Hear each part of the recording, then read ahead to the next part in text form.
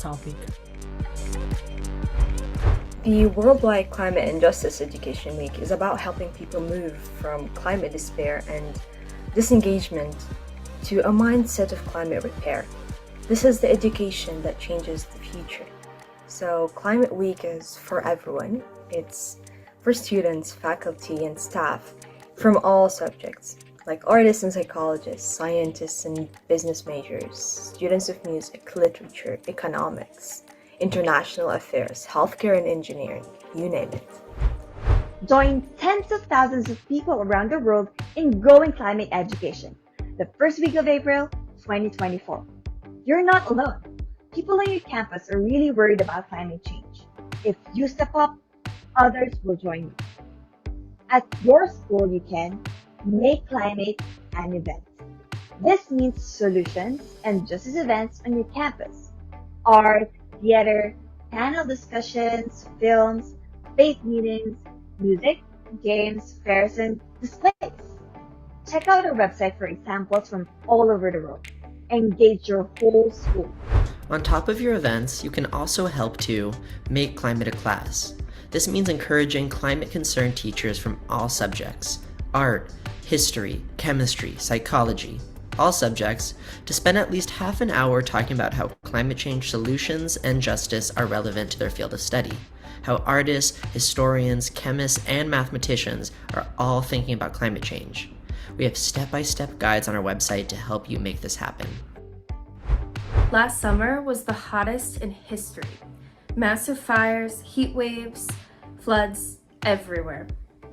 We have to stop it from getting hotter every year. You can help organize Climate and Justice Education Week at your school. The biggest threat to our future? Thinking that someone else will lead, that someone else will stop the climate crisis. Now, not next month, not next year. We all need to step up. Join us.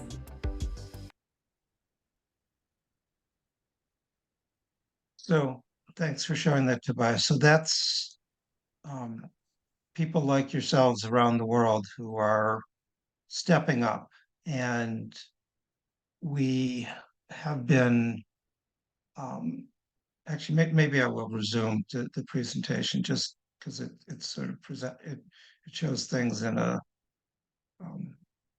structured way. So let me go back to the presentation.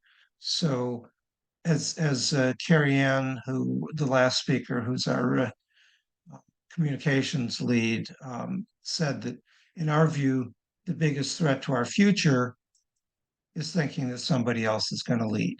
So I thank each of you, students and faculty, for not waiting for other people, but the fact that you're here, the fact that you're involved in your student environmental club and the things that you all are doing at your respective universities, you're showing that you're part of this and that you're not waiting for others. So our theory of change is that there are tens of thousands of educators around the world who are concerned about climate and climate impacts and climate justice, and that if we can mobilize them, that then through them we can engage hundreds of thousands of students, such as you students from Myanmar, from Burma, however I'm not sure which you're describing it at this point, um, working on climate in the lives ahead as professionals, in communities, in your own lives. And it doesn't matter, you don't have to be environmental majors or engineers or whatever else. Whatever you do, whether you're in agriculture, business, or art, that there's a role for you and that we need you. So what we've been doing for the past couple years is using this idea of a single day worldwide teach-in on climate and justice. So we declared a day at the end of March to say this is the day for the worldwide teach-in. As a worldwide teach-in, it's not one event, but it's many events. And the dots represent places around the world where there were teach-ins. This is a map from 2022, similar for 2023. And in each case, there are some 300 events over 60 countries around the world, reaching 50,000 or so individuals each year. And they talked, they learned, they created posters, they publicized. So we have two flavors of this. One is an event kind of activity, which is what we've been doing for the most part. Make climate an event, do something on your campus, in your community, bringing your campus community together. This year, we've expanded the approach to from a single day to a week, which doesn't mean that you need to do things every day of the week, but at least at some point during that week to do something. We chose April as a time to begin Earth Month. And then the other idea, which we are really going to be pushing more this year, is to make climate a class.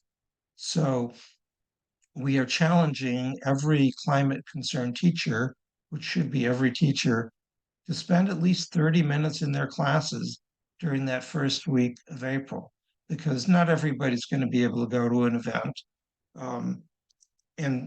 Our goal is to reach every teacher in every subject at every level of education, at every educational institution, in every community, every state, every nation. We're not going to reach everybody, obviously, but the bigger your goal, the more likely you are to have a big and impactful activity or set of activities. So just to talk a little bit more about what has been done, or what can be done, I guess the first message is that we're not going to tell you what to do, that you know better what's right for your institution, for your community, for your students. We have ideas, we have models on our website. We think it's very important that they're interactive, unlike here where I'm just talking at you, but to the extent that you're able with your weak internet connection to be able to interact through the chat or whatever. We do want to get your thoughts. We're very big on an interdisciplinary approach because none of our problems are going to be solved by one discipline or one perspective alone. We know that arts are great ways to engage people and to communicate and to bring people who may not come in through a science or technical background. And we're action oriented. We say, all right, let's learn and then let's do. So what kinds of things have been done in previous years? We've had the typical academic things, panels, discussions. That was the Parami website had speakers Parami webinar last year had speakers from around the world, which I found very interesting just to hear the different perspectives. We have access to filmmakers and film companies, film production. And they will provide filmmakers for virtual discussions as well as special screenings of films. We encourage performances. Last year, we commissioned or did a contest for for people to write original short plays about climate justice, and we ended up selecting 3 plays, 2 written by Americans, one an Indigenous American, one by a Pakistani, and these are all available. The scripts are available to perform. And one of the things that we did last year was there was one case where there was a university, Benazir Bhutto Women's University in Pakistan, that put on the play, or read the play in Urdu, the original language, and then there was a school in the US where the students read it in English, and then they got together and did a discussion, and I believe that the playwright was also involved in that. So lots of different ways to approach this. There are various games, um, but we encourage you to be creative in whatever kind of events you're doing. And then the idea within the class is pretty simple. So regardless of what class it is, we're challenging teachers to just spend 15 minutes at least on how your discipline is thinking about climate change, climate solutions, or have the students do an example. So if it's a language class, maybe have them write a poem about expressing their feelings about climate, um, or to um, read something and then talk about it. And then this idea that everybody, regardless of your major, needs to be involved. You could have somebody who's alumnus or another climate professional zoom in and talk to your students. And we're going to be setting up a list of people who are willing to do that to help where you might need resources, and then talk about it. So it's a pretty simple ask for teachers, and maybe that's one of the things with Parami and ABAC that try to get 100% of your teachers to do this at some point during this first week of April, to ask all of the climate concerned faculty to make climate a class. And of course, students, you're the most effective ambassadors. You're the ones reaching out to your teachers, to your communities, to your fellow students to say, this is important to us, and we want you to spend class time organizing it. I don't know what and you may not yet know what Parami is planning to do either, but I'm sure that since you all are here already as Student Environmental Club, that you're going to be involved in helping to organize whatever goes on there. And we have lots of resources, so you're not alone. We work with a group called Subject to Climate. They have various lesson plans and curricula on different climate topics, climate justice topics, organized by grade level, including higher ed and subject. We're working with Earth Day organization, and then our own website has a lot of ideas. And then, of course, we have these sessions. You can put your dot on our map as you register.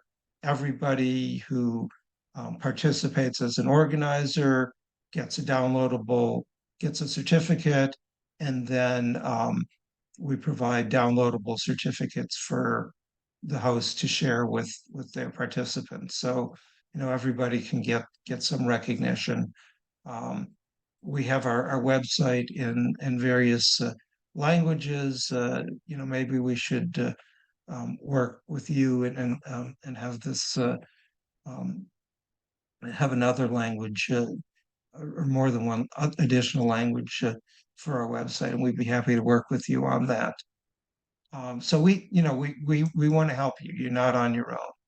So this is actually from a presentation I gave yesterday to a different group, but it's the same message, which is we invite you um, to participate with us. We encourage you to organize an event, to ask every faculty member to teach in their own class, talk to everybody you know and encourage them to do it.